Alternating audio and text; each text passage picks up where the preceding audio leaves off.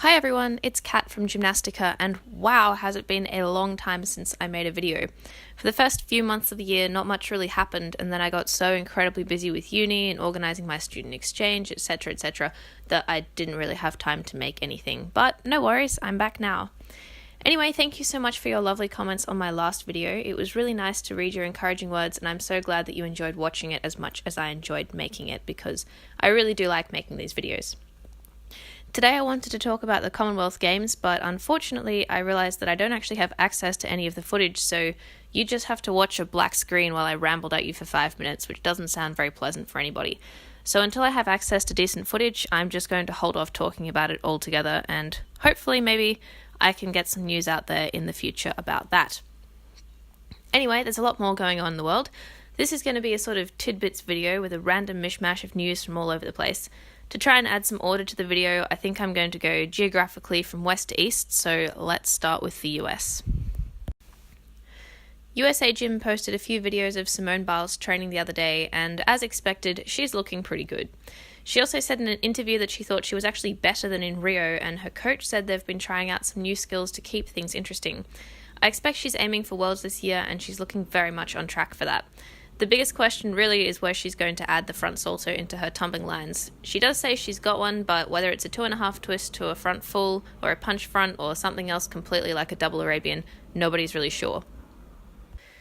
The US gymnasts had their Pacific Rim Championships verification event over the last few days. Since they still haven't found an alternative for the ranch, it was held at WCC in Texas. Also, in the absence of a national team coordinator, the team was chosen purely by the top all-around scores in the junior and senior categories, which I definitely think was the fairest solution.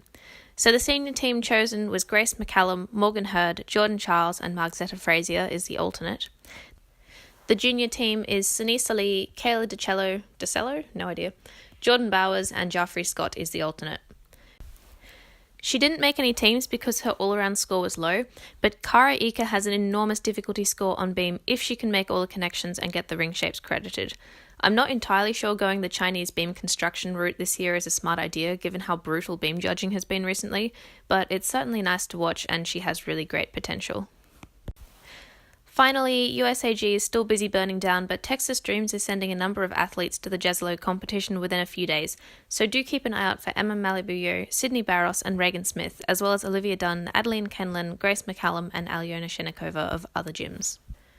Over in Europe, Denisa Golgota of Romania has been training a really nice Silavash, which is very exciting and actually looks very doable for her. Hopefully we'll see that materialise in competition later this year. She'll be at Jezlo over the next few days as well, along with full senior and junior teams from Romania. The senior team consists of Anna Maria Okolasan, Maria Holbura, Carmen Ghichuk and Denisa Golgota herself, and in the junior division is Iliulia Bara, Antonia Duta, Silvia Sferengu and Ioana Stancilescu.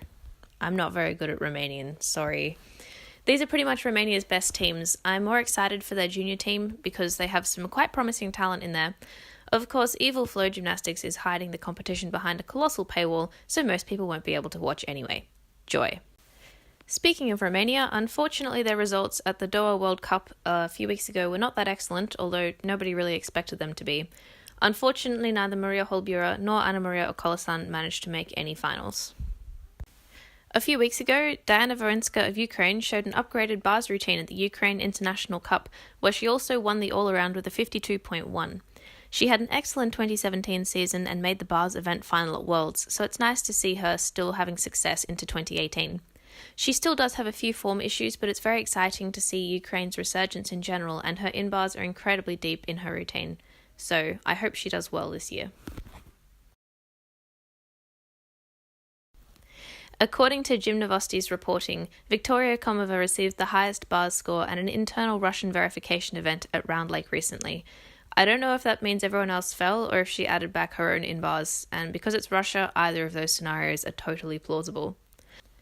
Also, according to Gymnavosti, Alia Mustafina is planning on competing at the Osijek Challenge Cup in May, so she's going to make her international comeback earlier than expected. Previously, I think she was aiming for the European Championships in August. She's also planning to compete at the Russian Cup in just a few weeks, and I'm very, very excited about it. I saw this cool video the other day from Japan about a 360-degree imaging and analysis device which can be used in training and judging gymnastics.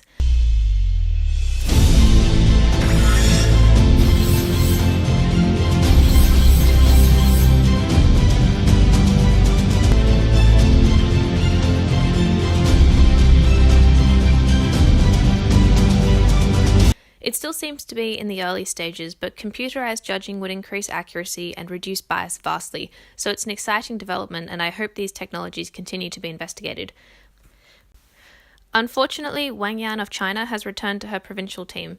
She had a somewhat disappointing 2017 season and apparently has been wanting to retire for a while, so I hope she can perhaps pursue other interests alongside gymnastics going into the future. The team captaincy has been handed to Fan Yilin, reigning world uneven bars champion. North Korea put up a few new gymnasts at the Doha World Cup, which is quite an exciting development for them because we very rarely see new gymnasts go to compete internationally.